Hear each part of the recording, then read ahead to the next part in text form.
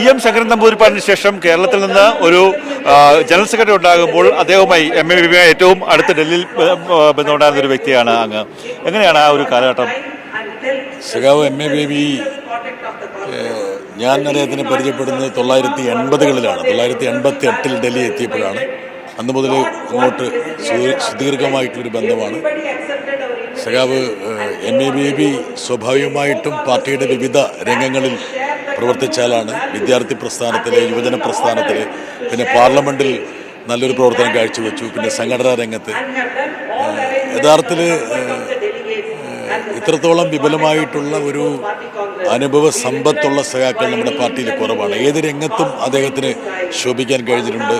നിയമസഭാംഗം നിലയിൽ, അതുപോലെ തന്നെ മന്ത്രി എന്ന നിലയിൽ.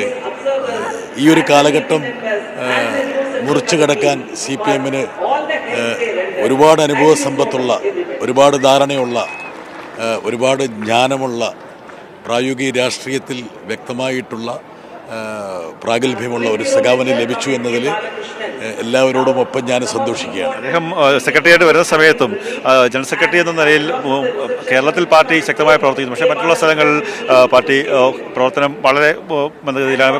ത്രിപുര ആയാലും പശ്ചിമ ബംഗാളായാലും അങ്ങനെയുള്ള സ്ഥലങ്ങളിലൊക്കെ തന്നെ അവിടെയൊക്കെ ഒരു വലിയ മാറ്റം ഉണ്ടാക്കാൻ സാധിക്കുന്ന ഒരു, അതായത് ബേബി സഖാവ് ഇന്ത്യയുടെ എല്ലാ സംസ്ഥാനങ്ങളിലും നല്ല രീതിയിൽ പോയിട്ടുള്ള ആളാണ്. അവിടെ പല രംഗങ്ങളിലും പ്രവർത്തിച്ചിട്ടുള്ള ആളാണ്. ഈ ഒരു കാലഘട്ടത്തെ മുറിച്ചു കടക്കാൻ, ഈ പ്രതിസന്ധിയെ അതിജീവിക്കാൻ പാർട്ടിയെ നയിക്കാൻ പ്രാപ്തനായ ഒരാളാണ്.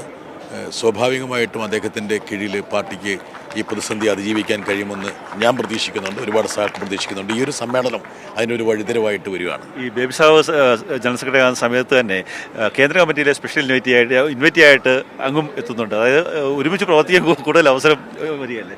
അല്ലാതെ തീർച്ചയായിട്ടും വന്ന കാരണം വെച്ചത് അല്ലെങ്കിൽ തന്നെയും പാർലമെൻ്ററി പാർട്ടിയുടെ ഒരു ഉത്തരവാദിത്വം രാജ്യസഭയിലെ കക്ഷി ഉപനേതാവ് എന്ന നിലയിൽ നിരന്തരമായിട്ട് പാർട്ടി സെൻറ്ററുമായിട്ട് ഏകോപനം നടത്തിക്കൊണ്ട് മുന്നോട്ട് പോകുന്ന ഒരാളാണ്. പക്ഷേ ഇപ്പോൾ ഒരു വലിയൊരു ഉത്തരവാദിത്തമാണ് സംഘടനാ തലത്ത് പാർട്ടിയുടെ ഏറ്റവും പ്രധാനപ്പെട്ട ഒരു കമ്മിറ്റിയിൽ സ്ഥിരം ക്ഷണിതാവായിട്ട് വരുന്നു എന്നുള്ളത്. അതിൽ ആ ഒരു ഉത്തരവാദിത്തം നിർവഹിക്കാൻ കഴിയട്ടെ എന്ന് ഞാൻ എന്നോട് തന്നെ സ്വയം പറയുകയാണ്.